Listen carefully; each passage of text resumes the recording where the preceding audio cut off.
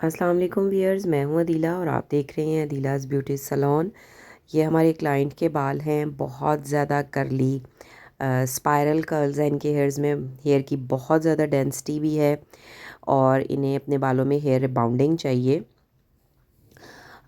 वैसे तो इनका बाल करली बहुत ज़्यादा है, लेकिन उसके साथ साथ इनके बालों में फ्रिज़ बहुत है और बाल बिल्कुल ऐसे है जैसे एक प्लास्टिक की तरह का बाल हो। मतलब उसमें ना कोई नरिशमेंट है ना, बिल्कुल ही अ, अजीब सा बाल है इनका बहुत ज़्यादा।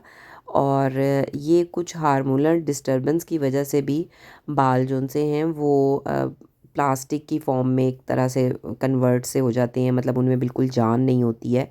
करली होना एक अलग बात है, लेकिन मॉइस्चर बालों के अंदर होना एक, वो करली हेयर्स को भी बड़ा अच्छा सा एक लुक देता है। लेकिन इनका बाल बहुत ही ज़्यादा ख़राब है। हमने तो इन्हें रिकमेंड किया था कि आप केराटिन स्मूथनिंग के साथ जाएं, ताकि आपके बाल के अंदर जो है वो थोड़ा सा नरिशमेंट भी आ जाए। लेकिन क्लाइंट बस देते हैं कि उन्हें 100% परमानेंट स्ट्रेटनिंग ही चाहिए। तो इसलिए अब हम इनके हेयर्स में रिबाउंडिंग कर रहे हैं। हम क्यूने की प्रोडक्ट को यूज़ कर रहे हैं, केराटिन रिबाउंडिंग। और बारीक बारीक सेक्शंस के साथ हमने प्रोडक्ट की एप्लीकेशन, फर्स्ट क्रीम जो सी है जिसे हम रिलैक्सर क्रीम कहते हैं, जो आपके डाइसल्फाइड बॉन्ड को ब्रेक करती है और बालों को रिलैक्स करती है, वो उस क्रीम की हम एप्लीकेशन कर रहे हैं। नैप एरिया से हमने स्टार्ट किया है और बारीक सेक्शंस के साथ हम रूट्स को हाफ इंच छोड़कर एप्लीकेशन कर रहे हैं। और फिर उसके बाद जैसे ही हम एक जो हमारा सेक्शन है उसके ऊपर हम प्रोडक्ट को लगा लेते हैं, तो हाथों के साथ उसको अमल्सिफाई करते हैं और उसके बाद हम कॉम करते हैं, ताकि ऐसा ना हो कि किसी भी जगह पर प्रोडक्ट लगने से रह जाए। क्योंकि अगर प्रोडक्ट किसी जगह पर नहीं लगेगी तो वहाँ से बाल का बॉन्ड ब्रेक नहीं होगा, और अगर बाल का बॉन्ड ब्रेक नहीं होगा तो वहाँ पर कर्ल्स रह जाएंगे, हमें 100% रिज़ल्ट नहीं मिलेगा। क्लाइंट के हेयर्स में डेंसिटी भी बहुत ज़्यादा है और बाल करली भी बहुत ज़्यादा है, तो हमें बहुत एहतियात से काम करना पड़ेगा। साथ साथ चेक एंड बैलेंस रखना पड़ेगा। तो बारीक सेक्शंस के साथ हमें एप्लीकेशन करनी है और फिर कॉम के साथ हमें इसको सारा प्रोडक्ट को अच्छे से डिस्ट्रीब्यूट करना है, हाथों के साथ एमल्सिफिकेशन करनी है। डिफरेंट क्लाइंट्स के ऊपर बॉन्ड के ब्रेक होने की जो ड्यूरेशन है, टाइम ड्यूरेशन, वो डिफरेंट होती है। जो बहुत ही फाइन किस्म का बाल होता है वो सम टाइम 15 to 20 मिनट्स में भी मतलब ब्रेक हो जाता है। लेकिन अगर बाल बहुत ज़्यादा मोटा है, रेजिस्टेंट है, अगर बालों के ऊपर कोई मेटालिक डाइज वगैरह हुए हुए हैं और उन्होंने उन हेयर्स के ऊपर कोटिंग की हुई है, या जैसे इनका बाल है बहुत ज़्यादा फ्रिजी है, फाइन नहीं है, थिक कोर का बाल है, तो ऐसे बाल जो थिक कोर के होते हैं या जिनके ऊपर मेटालिक डाइस की लेमिनेशन हुई होती है, तो ऐसे बाल का बॉन्ड ब्रेक होने में टाइम लगता है। समटाइम्स 40 मिनट्स भी लग जाते हैं। तो लेकिन ये है कि ये बहुत केयरफुली आपको चेक करना है कि आपके हेयर्स का बॉन्ड ब्रेक हो चुका है या नहीं। आप इसको टाइम ड्यूरेशन के ऊपर नहीं छोड़ सकते कि जी ठीक है हमें 20 मिनट्स देने हैं या 30 देने हैं। कुछ बाल जल्दी बॉन्ड ब्रेक कर देते हैं, कुछ बालों का बॉन्ड लेट ब्रेक होता है, तो ये हमें साथ साथ चेक करना पड़ता है। और अगर कहीं बालों का बॉन्ड ब्रेक नहीं हुआ और हम अपनी रिलैक्सर क्रीम को उतार देंगे, तो वहाँ पर भी स्ट्रेटनिंग नहीं आएगी, क्योंकि बॉन्ड तो ब्रेक ही नहीं हुआ, तो उसको हम रीअरेंज कैसे करेंगे। और अगर हम बॉन्ड को ब्रेक टाइम पर हो गया और हमने उसे एक्स्ट्रा टाइम दे दिया, तो उस सूरत में हमारे हेयर का पॉलीपेप्टाइड बॉन्ड ब्रेक हो जाएगा और हमारा बाल बर्न हो जाएगा। सो रिबाउंडिंग एक बहुत ही टेक्निकल काम है।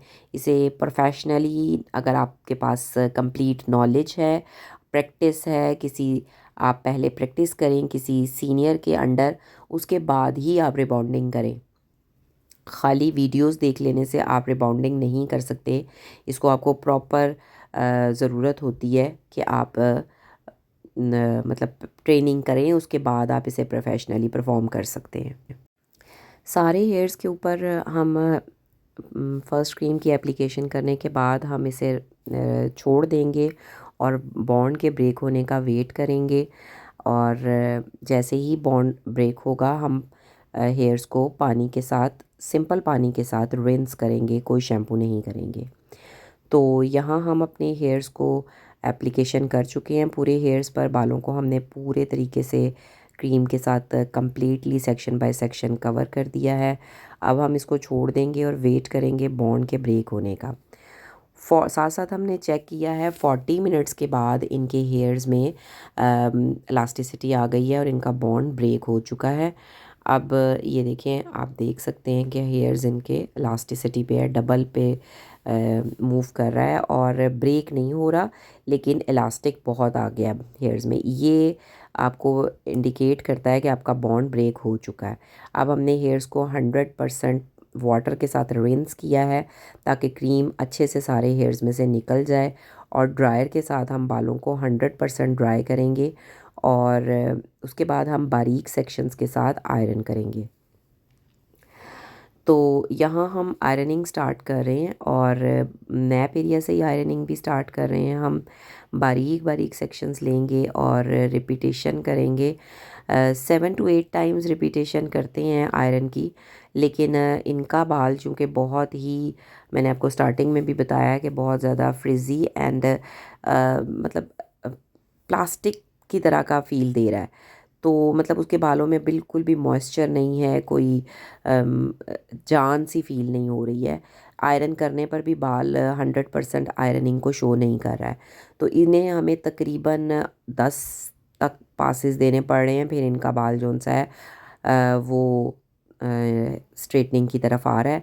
तो जितना भी आपके बाल की रिक्वायरमेंट हो, जब तक आपका बाल 100% स्ट्रेटनिंग ना शो करे, आपको उसके ऊपर आयरन को पासिंग देने हैं आयरन के। हालांकि इनके हेयर्स का बॉन्ड ब्रेक हो चुका है, इसके बावजूद भी आप देख सकते हैं कि बालों में भी बहुत ज़्यादा फ्रिज है। लेकिन हमें इन्हें 100% स्ट्रेटनिंग देनी है। मैं बार बार रिपीटिशन के साथ आयरन कर रही हूँ और बहुत बारीक सेक्शंस के साथ आयरन कर रही हूँ। नीचे के सेक्शंस जो से हैं वो फिर भी मतलब स्ट्रेटनिंग शो कर रहे हैं, लेकिन जो रूट एरिया है वो काफ़ी ज़्यादा फ्रिज में है। तो आप देख सकते हैं कि मैं बहुत बारीक सेक्शंस के साथ अगेन एंड अगेन पासेस के साथ इसको नीट कर रही हूँ हेयर्स को। 100% जब तक मुझे स्ट्रेटनिंग अचीव नहीं होती तब तक मैं पासेस देती रहती हूँ। अब आप देख सकते हैं कि सारे बाल हमारे रूट से लेके एंड्स तक सब स्ट्रेट हो चुके हैं। अब हम यहाँ पर अपनी फिक्सिंग क्रीम, यानी जिसे हम न्यूट्रलाइज़र कहते हैं, वो लगाएंगे। जब हम आयरन कर रहे होते हैं तो हम अपने बॉन्ड को अरेंज कर रहे हैं, लेकिन अरेंज करने के बाद हमें उस बॉन्ड को वहीं पर फिक्स भी करना है। तो जो हमारी रिबाउंडिंग की सेकंड क्रीम, यानी क्रीम बी जोन सी होती है, वो हमारी फिक्सिंग क्रीम होती है। इसे फिक्सर भी कहते हैं, इसे न्यूट्रलाइज़र भी कहते हैं।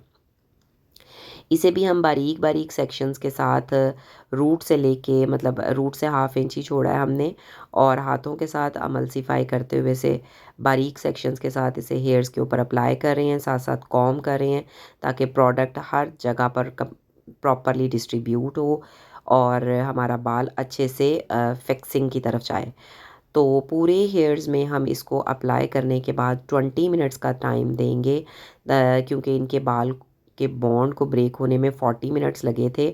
तो अप्रॉक्सीमेटली हाफ टाइम बालों के बॉन्ड को फिक्स करने में लग जाता है।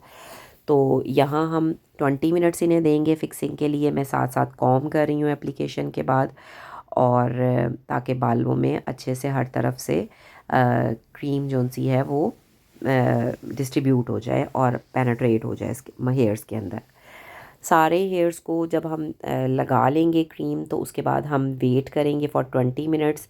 यहाँ पर हमें बाल इंडिकेट नहीं करेगा कि बॉन्ड फिक्स हो चुका है, बल्कि हमें टाइमिंग के अकॉर्डिंग चलना पड़ेगा। फर्स्ट क्रीम में हमने बाल की कंडीशन को जज करके ये चीज़ रियलाइज़ की कि बॉन्ड ब्रेक हो चुका है, लेकिन ये सेकंड क्रीम की एप्लीकेशन में हम टाइम को कैलकुलेट करेंगे कि 20 मिनट्स हम इन्हें देने हैं। उसके बाद हमारा बॉन्ड फिक्स हो चुका होगा। उसके बाद हम बालों को शैम्पू करेंगे और उसके बाद कंडीशनर करेंगे, वो अभी हम आपको दिखाते हैं। लेकिन पहले हम न्यूट्रलाइजिंग क्रीम को पानी के साथ अच्छे से रिंस करेंगे। हमारी एप्लीकेशन ऑलमोस्ट कंप्लीट है, बस थोड़ा सा सेक्शन रह गया और आप देख सकते हैं मैं कॉम के साथ सारी प्रोडक्ट को डिस्ट्रीब्यूट कर रही हूँ। 20 मिनट्स के बाद अब मैं बालों को रिंस कर रही हूँ। यहाँ मैं सादे पानी के साथ हेयर्स को रिंस कर रही हूँ। अभी जब सारी प्रोडक्ट जोन सी है वो मैं हेयर्स में से निकाल दूँगी तो उसके बाद मैं शैम्पू करूँगी। शैम्पू करने के बाद अब हमने बालों में हेयर मास्क लगाया है, यानी कंडीशनर लगाया है, ताकि पीएच बैलेंस हो जाए और हमारा बाल स्मूथ हो जाए। अब हम इसको कॉम कर रहे हैं ताकि हर तरह अच्छे से जो कंडीशनर है वो भी पूरे बालों में डिस्ट्रीब्यूट हो जाए। 5 मिनट मसाज करने के बाद हमने बालों को रिंस कर दिया है। रिंस करने के बाद हम बालों को फिंगर ब्लास्ट ड्राई करेंगे और वही हमारा फाइनल रिज़ल्ट होगा। रिबॉन्डिंग के बाद कुछ लोग दोबारा आयरन करते हैं, लेकिन दोबारा आयरन करने की ज़रूरत नहीं होती है, सिर्फ़ आपको बालों को 100% ड्राई करना होता है। तो यहाँ हमने शैम्पू और कंडीशनर कर लिया है, फ़र्स्ट वॉश हमने दे दिया है। इसके बाद हमने क्लाइंट के हेयर्स को 100% ड्राई करना है with the finger blast dry. और क्लाइंट को सजेस्ट आपने यही करना है प्रिकॉशंस कि 3 दिन तक आपने बालों को ना वॉश करना है, ना गीला करना है और ना टाई करना है, बालों को स्ट्रेट ओपन रखना है। 3 दिन के बाद वो दोबारा वॉश लेंगे और उसके बाद उनका कोई मसला नहीं है। लेकिन 3 दिन तक बालों की केयर है, क्योंकि बाल का बॉन्ड ब्रेक हुआ हुआ है। तो आपने ना कोई पोनी लगानी है, ना क्लिप लगाना है, ना हेयर्स को आपने अपने ईयर्स के पीछे करना है। बालों को बिल्कुल स्ट्रेट रखना है और ना ही गीला करना है। ये हमारे हेयर्स का फाइनल लुक है। अगर आपको वीडियो अच्छी लगी है तो इसे लाइक करें, शेयर करें, मेरे चैनल को सब्सक्राइब करें और बेल आइकॉन को क्लिक करें ताकि आने वाली हर न्यू वीडियो की नोटिफिकेशन आपको मिलती रहे। टेक केयर, अल्लाह हाफिज़।